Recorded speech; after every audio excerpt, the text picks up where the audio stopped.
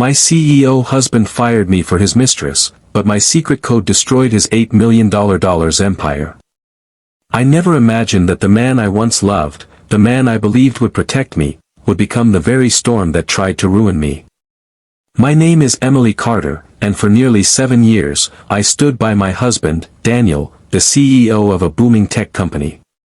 I was there in the sleepless nights when he had nothing but a laptop and an idea, typing up proposals, coding systems, even making coffee while he chased his dream. Together, we built his empire brick by brick. But love, I learned, can sometimes blind you to betrayal growing right beside you. It started with the subtle things, late-night meetings, perfume that wasn't mine on his shirt, his phone that suddenly lived face down on the nightstand. Still, I held on, convincing myself it was stress or exhaustion. Until one morning, Daniel walked into our shared office, his voice cold, almost rehearsed. "Emily, this isn't working. You're no longer needed in the company. I'm replacing you, with someone better." My heart shattered when she walked in, his assistant, Chloe, the woman I had once mentored. She smirked as he signed the papers that made her my replacement. I was no longer his partner, not in marriage, nor in business. I left that building in silence, clutching a box of my belongings. Tears burned my eyes, but beneath the grief, something stronger began to stir, a quiet strength I had almost forgotten. Because you see, while Daniel had power, I had something far more dangerous, knowledge. I had designed the company's core system, written its very foundation in code. Every deal, every transaction, every project passed through the system I had created. And inside it, buried deep like a seed, was a secret failsafe, a string of code that only I knew. It wasn't meant for revenge. It was meant for protection, in case greed ever overtook vision. For weeks, I watched from the outside as Daniel flaunted his new life. Lavish parties, Chloe at his side, expensive cars, and news headlines praising his brilliance. But behind the glamour, I could see cracks forming. The company had grown reckless. Contracts broken, employees mistreated, projects rushed to please shareholders.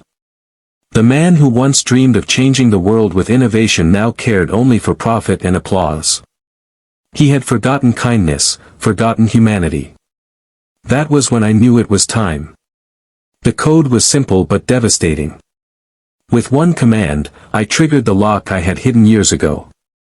At first, Daniel didn't notice. But within hours, servers crashed, financial systems froze, and deals worth millions fell apart. By the next morning, the empire he had built on arrogance collapsed like sand castles against the tide.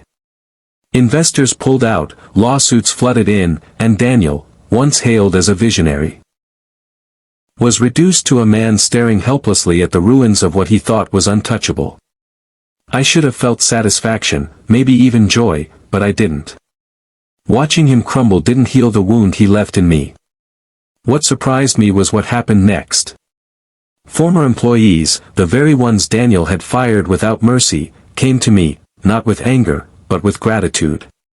"You saved us," one whispered. "We were drowning under his greed. Now we're free to start again." They pooled together, asking me to lead them in building something new. And in that moment, I realized the true meaning of what I had done. I hadn't destroyed an empire, I had freed people from it. With their support, I launched a small company, not about riches or headlines, but about humanity.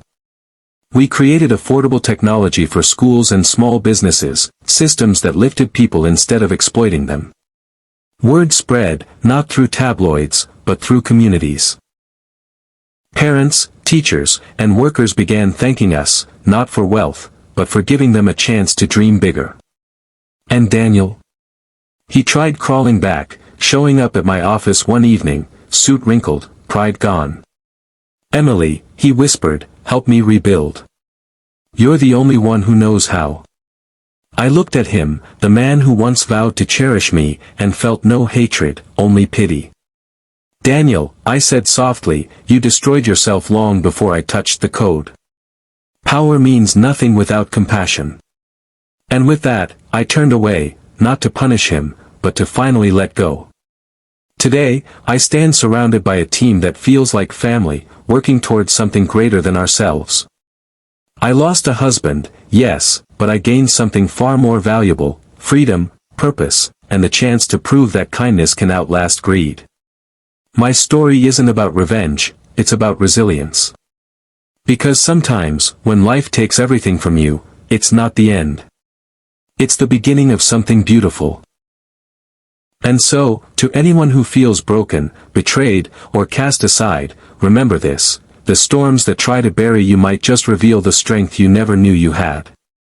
When you choose compassion over cruelty, when you hold on to hope instead of hate, you don't just survive, you rise.